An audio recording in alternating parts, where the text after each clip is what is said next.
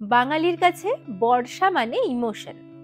ঝিরিঝিরি বৃষ্টি, মেঘলা দুপুর আর গরম ভাতের সাথে ইলিশ মাছ বা খিচুড়ি ইলিশ, আহা!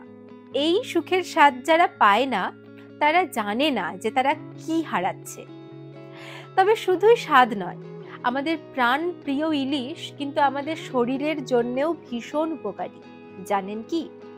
আসুন আজ তা নিয়েই কথা বলি। ইলিশে আছে প্রচুর পরিমাণে ওমেগা-3 ফ্যাটি অ্যাসিড, যা হার্টকে রাখে সুস্থ, খারাপ কোলেস্টেরল কমায় আর রক্তচাপ নিয়ন্ত্রণে রাখে।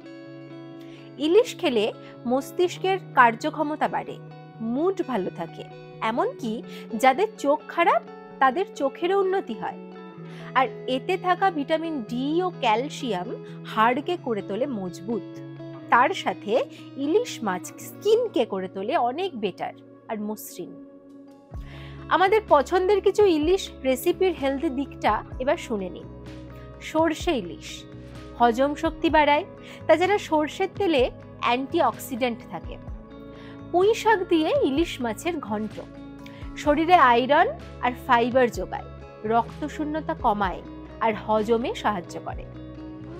ইলিশ পাতুরি, এটা কলা পাতায় ভাপানো হয়, তাই তেল কম লাগে, ফলে হালকা রান্না অথচ পুষ্টিকর। আর ইলিশ কম মশলায় রান্না হয়, তাই যারা ডায়েট করছেন তারা আরাম করে খেতে পারেন। তার মানে এই বর্ষায় ইলিশ খাওয়া মানে শুধু মন ভালো হবে তাই নয়, আপনার শরীর এবং স্বাস্থ্যও থাকবে খুব ভালো। তাহলে আর দেরি কিসের?